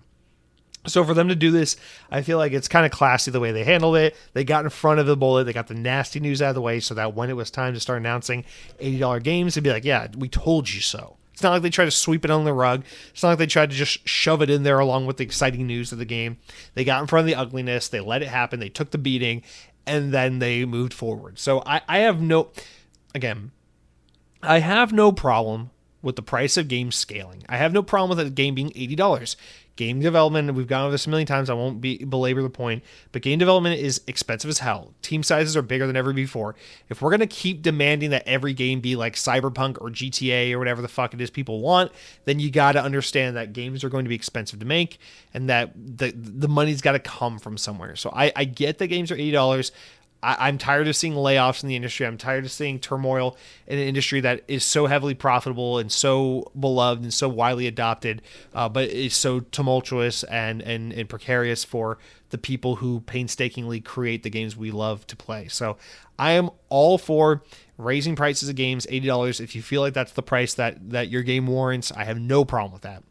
That being said, I kind of think personally that Outer Worlds 2 was the wrong choice for the first $80 game, because the first Outer Worlds was very AA-ish, and this one is just a sequel to that, and the first one was published by Take-Two's AA-ish side publisher, and this is just the sequel to that. And then again, on top of that, I just feel like Obsidian, despite having a good reputation for being a powerhouse that puts out a lot of games and good games and all that, I feel like they have somewhat of a reputation of being like they don't put out The Elder Scrolls, they put out the next best thing. They don't put out Fallout, they put out the next best thing. When you look at games like Outer Worlds or games like Avowed, and you think about games like Grounded, which are like these early access, community-built multiplayer games, and it's just like, I feel like you should save the $80 game for like a big tentpole game. Like Nintendo wisely saved it for a game where they know they can stand their ground and say, fuck you, you'll buy it anyway. And that's true. That's Mario Kart, right? So Nintendo, Xbox should really save it for, I personally think, Call of Duty was the move, and maybe Call of Duty is $80 and we just haven't found out yet. But I think Call of Duty is the move because even though people love to hate Call of Duty, it is the best-selling game, and it will just sell like crack no matter what. And even though there's going to be a million people who would never buy Call of Duty anyway, bitching in the comments about, it's the graphics are bad, it's a reskin, it's the same game every year. It's like, despite that loud minority that's going to bitch, it's going to moan, guess what? The game's going to sell like crack anyway. So I feel like Call of Duty would be the game. It is just an unstoppable juggernaut. Otherwise, it would have to be a game like a Bethesda game. Like if it was Elder Scrolls 6, perfect candidate for an $80 game. If it was the next Halo, maybe the perfect candidate. At one point in time, I would have said Halo would be a good candidate, but at this point in time, I don't know what to believe anymore because Halo is just such a fucking mess. But you know what I mean? I feel like you got to have a tentpole game to really kick off the $80 charge. I'm not saying I don't personally think Outer Worlds 2 is worth $80. I just think it's kind of the wrong game for them to kick this off with. That also being said, Xbox, unlike Nintendo, is in the unique position where them moving into $80 games is a great way for them to prop up Game Pass, which I know is what's on everyone's mind. Is they go, oh yeah, you don't like an $80 game? Well, here, go subscribe to Game Pass and play Outer Worlds 2 over there.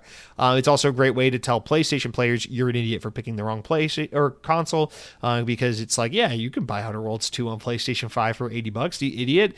You should have bought the Series S for $300 and subscribed to Game Pass for $20 and gotten it that way, but you're just a dum-dum and you're going to play PlayStation anyway. So I understand that if anything, this just strengthens the Game Pass proposition, but we all know Xbox is financially dependent on people buying their games because that's where they really make money, and you don't want to piss off that market because Game Pass is not profitable and you need to make money in order to stay afloat and stay sustainable. So you want to balance it properly. Even if you do grow your Game Pass subscribers, which you want to do, you don't want to lose the a la carte purchases because that's your real bread and butter. So I don't know. What do you guys think about this? I know a lot of people are mad about it just to be mad about it because it's like prices going up is never a good thing. And hey, I agree. Prices going up is never a good thing. I am very passionate about the price of essential goods going up because I think it's bullshit that working class people are getting fucked every fucking day with housing costs and grocery costs and fuel costs and utility costs and things that are 100% needs and everyday survival things. That makes me disgusted that these governments don't do shit about fixing the work life, the wage gap and the cost of living, and they just allow people to suffer and struggle every day. But I don't feel that way really about superfluous entertainment. I feel like gaming is a luxury. I feel like gaming is a very, very, very affordable luxury, is a very affordable hobby. It's a very reasonably priced and very accessible hobby. And to me, the idea of a game that took a studio 5 years, 300 people, and a gajillion hours to develop. To me, the idea of $80 in exchange for that experience that I could spend anywhere from 20 to 100 hours enjoying, I think is a fair value. So I'm just not going to get all weird and high and mighty like a lot of the internet commenters and bitch and moan about Mario Kart being $80 when I know full well I'm going to play 200 hours of it over the next decade of my life. So I don't know what to say about that. But I'm always curious to hear other takes because I know I have a rather unpopular opinion about this, and I know there's probably a lot more nuanced opinions that disagree with me that I could learn from if you want to write in and let me know how you feel about it. So thank you guys for your time with that one. Now let's wrap up the news with some Game Pass updates before we get into the comments and things like that. So a couple good Game Pass updates, a couple games leaving, a couple games coming, but I think we're coming out ahead. I think that we're netting some more good games than we're losing. So available as of now, as of the time you listen to this podcast, FBC Firebreak is a day one Game Pass game that's available now. We already talked about that. Crash Bandicoot 4, It's About Time, is now on console and PC. I want to give that game a try, so that's a good one there. Lost in Random, The Eternal Dice, that is a day one Game Pass game I know nothing about, but here it is, it's out. And then Star Trucker is a new Game Pass game that's in Game Pass Standard that's been in Game Pass before, as well as Wild Frost, same thing. It's on console, Game Pass Standard now. Rematch, cloud, console, and PC is a new soccer game that is available day one in Game Pass the day this podcast goes live. So you can look forward to that if you're a soccer fan or a football fan, as you might call them across the pond.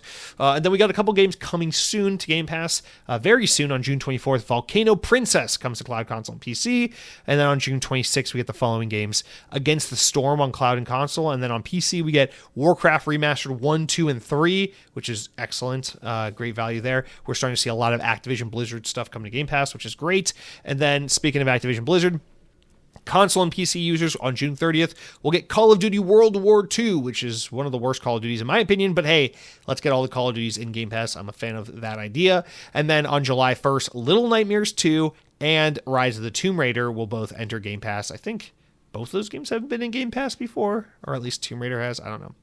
All right. Lastly, guys, we got a couple games leaving Game Pass. So on June 30th, say goodbye to the following: SteamWorld Dig 1 and 2, Robin Hood Sherwood Builders, My Friend Peppa Pig, Arcade Paradise, which I played a little bit of. I like that game. And Journey to the Savage Planet. That will be leaving because Revenge of a Savage Planet just came out, and that is on Game Pass. So anyway, give those games a go now while you still have a chance for the next few weeks. Arcade Paradise is a pretty fun chill game if you're looking for something to just zone out after work and just have some like sim kind of game. I like that game. I wish I spent more time playing it, actually. Just don't have the time. Anyway, guys, that's it for all of our news. Let's wrap up with the important enough news. Stories important enough to make the podcast, but not important enough to warrant their own individual discussions. I think we have two of them. One here is that Lars Wingfur, the executive and co-founder who oversaw Embracer Group's turbulent acquisition spree and subsequent mass layoff, is going to step down as CEO and take on a new role. From August 1st, Wingfur will relinquish his CEO seat and is proposed to take on a new role as executive chair of the board, focusing on strategic initiatives, mergers and acquisition, and capital allocation. I love that his new role is basically to focus on the things he fucked up before. That's so cool. Phil Rogers, the current CEO of Crystal Dynamics and IDOS, will take over as Embracer CEO in August. He became CEO of IDOS in 2008 and was CEO across Square Enix's Western business in 2009 to 2022, when Square Enix kicked him out of the company and said, fuck this. So that's a big promotion there for Phil Rogers. And a big loss for Xbox, because they really should have acquired Crystal Dynamics back when Square Enix was selling. That was a huge loss on their part. Anyway, next up, speaking of Digital Foundry, Witcher developer CD Projekt Red has discussed getting their game to run on high frame rates on Microsoft's lower spec machine, the Series S. Charles Tremblay, the CD Projekt Red VP of Technology, said this is something that's on our radar. 60 frames per second will be extremely challenging for the Xbox Series S device. To which I just say, so fucking what? Starfield is a 30 FPS game on Series S. Who cares? I don't see why Witcher 4 being 30 FPS on Series S is a problem.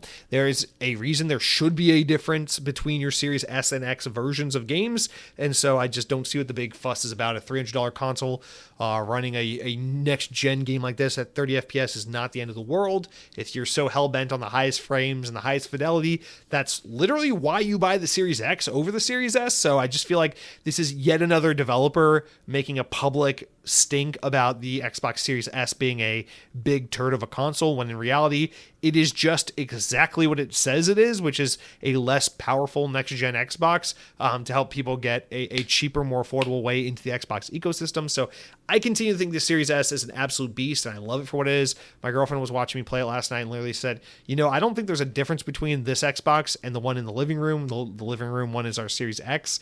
And I said, yeah, that's because this thing's a fucking beast, and it doesn't need to be. And most people don't need to get the Series X model, which is why it's so silly that people rag on it constantly. And then I went on a tirade about how good the Series S is and how misunderstood it is, and she continued to her eyes glazed, and she walked out of the room and sighed a big sigh of relief when she got far away from me, because I think she wished she had a restraining order. Anyway, guys, I'm just so tired of the developers being like, the Series S, it's underpowered. It's like, yeah, it's a $300 console, idiot. It's amazing what it can do. Now make your game run on the machine, but a little less pretty, and call it a day. Anyway, much to do about nothing. I feel like that ongoing complaint, but whatever. Maybe I'm in the wrong. I don't know. Guys, that's going to do it for all of our news this week. Let's round out the show with a couple of comments from you guys, the audience.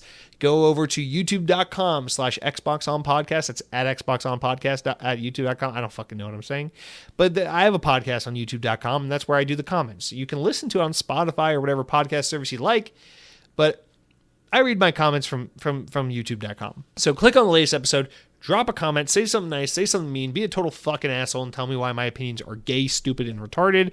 And I will say, wow, it's 2007 up in my comments section, isn't it? And anyway, let's start us off, guys. Speaking of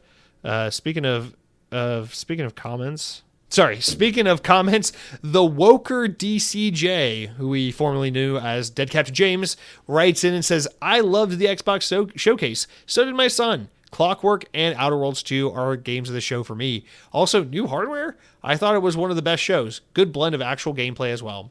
I agree. You make a great point here. I totally forgot to credit them on, which is a good blend of gameplay as well, for sure. We used to rag on Xbox a lot a few years ago and for a long time before that about how they would often just show way too much ambiguous in-engine. Is this gameplay? Is this cutscene? What is this?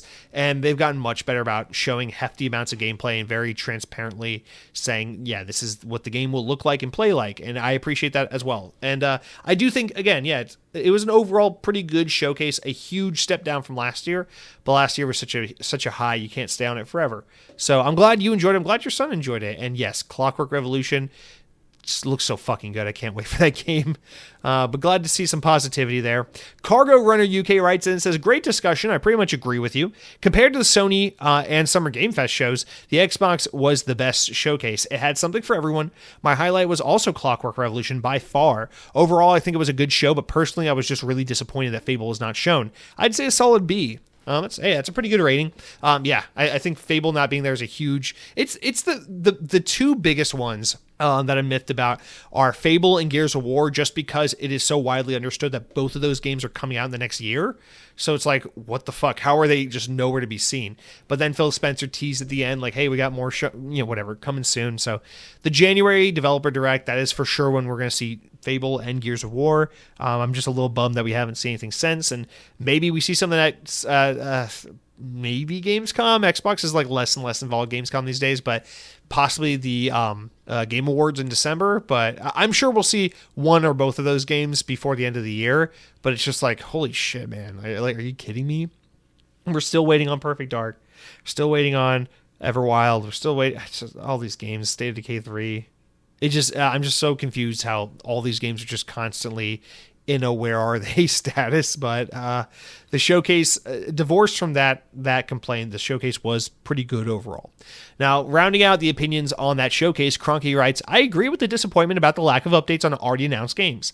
The thing is, the absence was too notable. My theory is that games were missing that should have been there, Fable, Perfect Dark, etc., are probably headliners for July. So it was glaringly obvious that these games were missing, but that had to be intentional, right?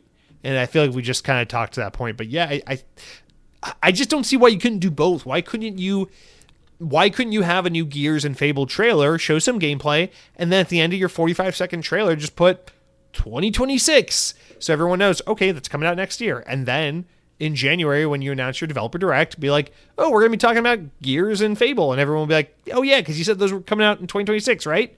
That's all you had to do. So I'm still, whatever. We're being a dead horse. I think we're all kind of on the same page about this. But if they show up next year, that's all that really matters. If they choose to present it in a weird way, so be it. I just want to know that these games aren't vaporware and that they're not getting delayed again. Because it's like, I don't mind a delay. Take your time, make the game it needs to be. But with Xbox, it's not like I'm impatient, I need the game now. It's more like, are you okay in there? Like when Nintendo delays a game, I'm like, she needs 10 more minutes to get her makeup on so she can look pretty. When Xbox delays a game, it's like, hey, has anyone checked on Xbox in a while? We might want to like go to their house and make sure they're not dead. And like that's the difference. Like I know Nintendo's just making the game a little nicer. I don't know that I believe Xbox is still got a pulse when they're delaying a game. It's like, oh God, it's scale-bound again. Anyway, let's stop being silly and wrap up with some other miscellaneous comments. Because Happy Mario 64 writes in, he's so happy with his little AI monkey with bagpipes picture. What is that picture? Why is that picture? Good for you, Happy Mario. You make me a happy man. You're such a good boy.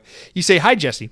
When I use cloud, xCloud on my MetaQuest, I never even thought about using that. I can't believe that's a thing. Of course it's a thing. Of course, because your MetaQuest is an Xbox, right? When I use xCloud on my MetaQuest, there is now an option to remote play from your Xbox, giving you a full library, and it's better quality than the cloud you might have the option for streaming on your handheld device. Top left, where it says cloud gaming, there is a down arrow and you can see remote play option. I'm glad you got your Switch too. I'm also enjoying Mario Kart and Fast Fusion myself. Also, I'm sure lots of games have a frame rate boost. Enjoy your barbecues. Well, I'm enjoying the barbecue. Oh, yes, sir. Yes. Dude, I didn't even know. I have a MetaQuest too. I should be able to do that then also, right? Oh my God. I haven't even thought about that. I should give that a try. I got to charge up my MetaQuest. This has not been used in like over a year.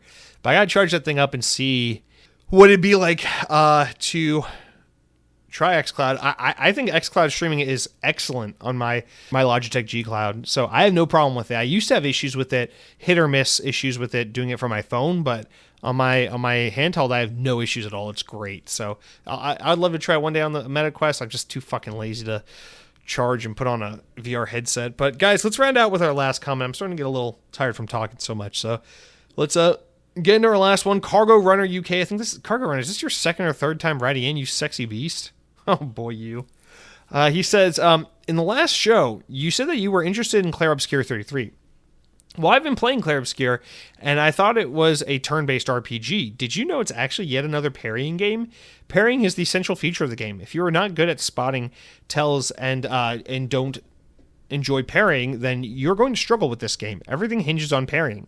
Parrying results in the counterattacks that deal high damage. Parrying also fills in your energy bar, allowing you to perform high damage actions. Parrying can also heal you. Parrying also allows you to avoid debuffs. If you can parry, you can finish a battle in less than a minute, and you feel like a badass. If you can't parry, you only deal low damage in battles, and they're very slow, and as you slowly grind each other down. This is made slower, and you can't avoid the negative debuffs. By the middle of the game, some standard encounters can take up to 8 minutes, which feels painfully slow. Many boss fights can have 20 to 25 minute attacks. 20 to 25 attacks between turns, so you feel like you will never get a turn. I'm currently stuck at a boss fight in Act 2 or 3, and Act 3, 2 of 3. Leveling does not help. Leveling up lets you unlock powerful skills, but you don't get to generate enough energy to use them. There's also a ton of side content. Every character has its own combat mechanics. No idea how such a small team created so many RPG mechanics and so much content, and there was almost no bugs. Definitely a strong Game of the Year contender. I appreciate you writing in about this Cargo Runner. I have heard quite a lot about this game, and yes, I was actually very familiar that it has a very central parrying mechanic. I need to clarify something.